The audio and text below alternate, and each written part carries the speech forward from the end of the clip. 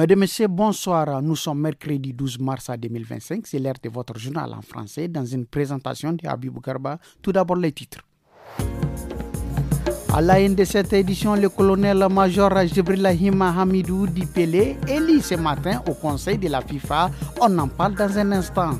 Nous irons ensuite à Belayara où les acteurs de la société civile appellent à une gestion responsable du carburant face à la pénurie. Et c'est tout pour les titres. Le développement dans un instant.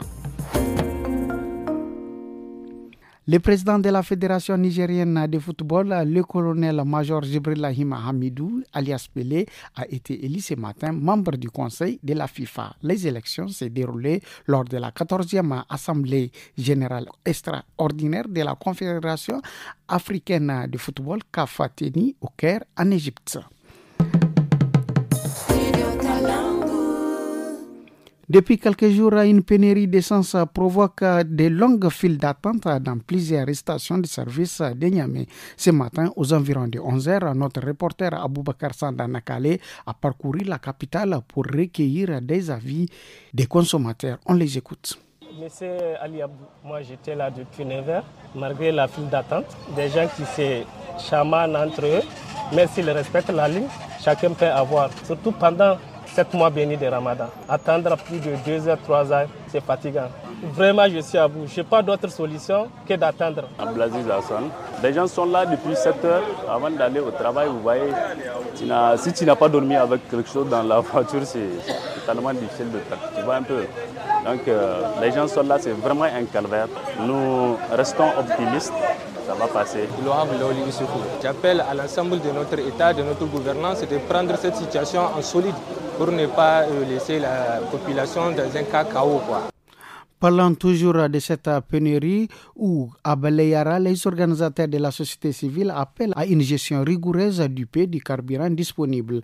Elle insiste sur la nécessité d'une distribution équitable. Abdourahmane Nou, secrétaire général du réseau anticorruption RENAC de Belayara, exprime au micro de Seydi Abdou Winditan. Cette pénurie a vraiment conduit toutes les activités au ralenti. Parce que c'est un département qui vit des cultures de contre-saison. Cette activité est vraiment au ralenti. Les agriculteurs n'arrivent pas à bien dormir. Les pommes de terre, on dirait que c'est du fait qu'on a mis dans certains jardins. Les autorités doivent quand même se lever pour sensibiliser ces gérants des stations qui arrivent à avoir de temps en temps des camions. Si on amène le carburant, il y a certains qui peuvent avoir 60 litres.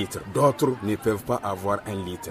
De leur dire comment est-ce qu'ils doivent quand même gérer l'essence. Parce que s'ils arrivent à gérer ça bien, chacun arrive à faire son activité. Raphaël Mariano Grossi, directeur général de l'Agence internationale de l'énergie atomique, est en visite au Niger depuis hier 11 mars. Selon les informations, il doit se rendre sur le site de la Somaïr à Arlit pour inspecter l'Iranat interposé depuis le 26 juillet 2023. Sur son compte X, il réaffirme l'engagement de l'agence à soutenir le Niger dans les domaines de la santé, de l'énergie et de l'environnement grâce à la science et la technologie nucléaire. Désormais à Agadez, les talibés, élèves des écoles coraniques seront répertoriés. Cette mesure prise par l'Observatoire religieux vise à pallier le problème de mendicité dans la ville. Suivant les explications d'Aboubacar Amagar, l'un des membres de l'Observatoire au micro d'Ani Sekane. Désormais maintenant, tous les talibés qu'on envoie ici à Agadez pour étudier dans les écoles coraniques, il faut qu'ils viennent avec une liste signée par les chefs du village de la provenance de ces talibés.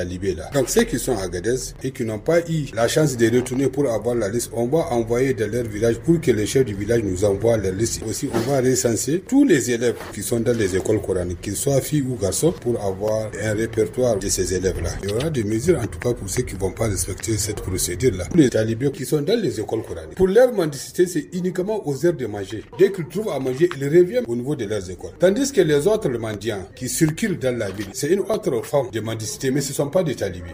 C'est tout pour aujourd'hui. Merci, au revoir.